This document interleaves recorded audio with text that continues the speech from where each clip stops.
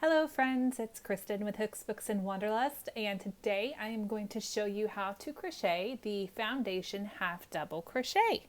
So grab some practice yarn and your hook and let's get started.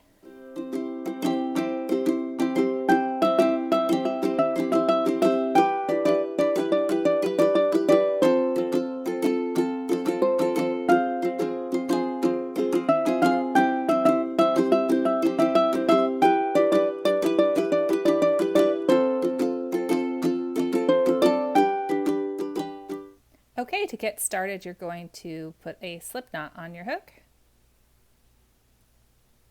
And I don't know about you, but I think chaining, especially if you have to do a whole lot of chains, is the worst.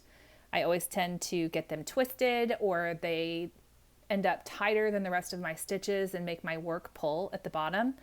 And generally, if I can, I always try and use a foundation stitch, whether it is single, half double, or double crochet. I've even done a combination with the lemon peel where I use foundation single and double to alternate those and put them together like that. So the possibilities are just as endless as with using chains, but they're a little bit more efficient and friendly to your aesthetic for whatever your project is.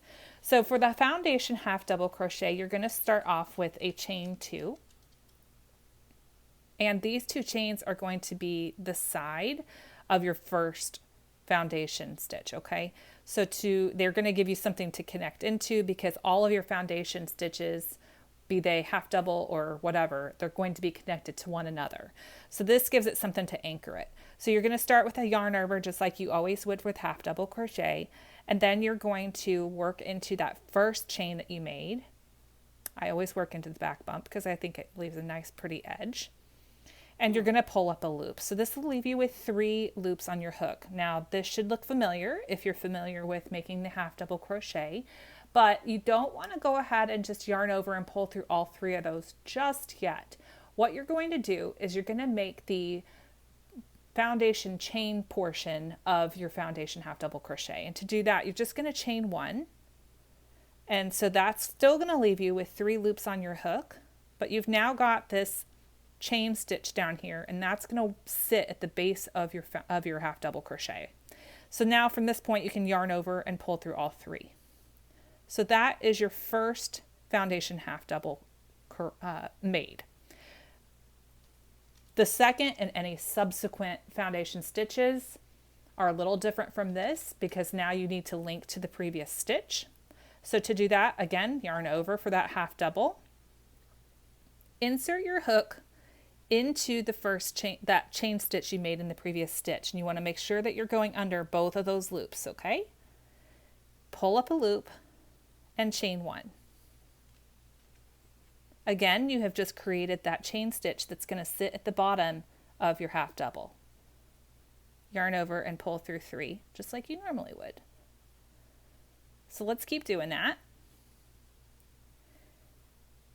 And you can see how this grows in kind of a sideways motion.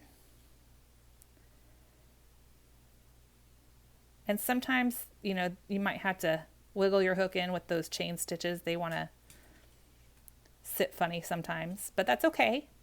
I will say that make sure as you're making those chains that you are making them tall enough. And the reason for that is if they're too small, like if they're like this and you're pulling your work and you're pulling your yarn, that is going to start to curve your work, and you don't want that. So you want to try and make sure that you're kind of keeping that golden loop, right?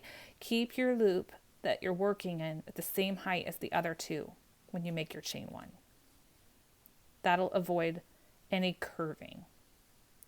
So then from there, you'll just keep going until you are done with however many your pattern tells you that you need. And I'm just going to do a few more so I can show you guys some of the benefits of this method versus a chain. I think you understand what I mean when I say that sometimes those chain stitches can be a little tighter than the rest of your body stitches. And I don't like how they pull the bottom smaller or narrower than the top of my project. And so I find that this is a great way of avoiding that and also making sure, especially like if you're making a garment or something else, that gives it some stretch, just like the rest of your crochet stitches would in the rest of your project. So I'm going to pull that up a little bit. And as you can see here, it looks really pretty. Nice, several even stitches. It's got a lot of stretch to it. If you are ready to move on to a second row, you can just chain one like you normally would and then turn your work and away you go. If you were going to join this in the round, which is something I like to do, let me add a couple here so that way it'll actually show. Once you have your correct number, I always recommend counting your stitches. So you'll count the top V's, but just remember as you get towards the end of your work, you started with 2 chains. 1, 2. Those are chain stitches and they do not count as a stitch. So you are not going to count those in your stitch count. You start with this third one up here, this third V. So chain, chain, half double crochet, right? Start with this one, count your stitches, make sure you've got the right number.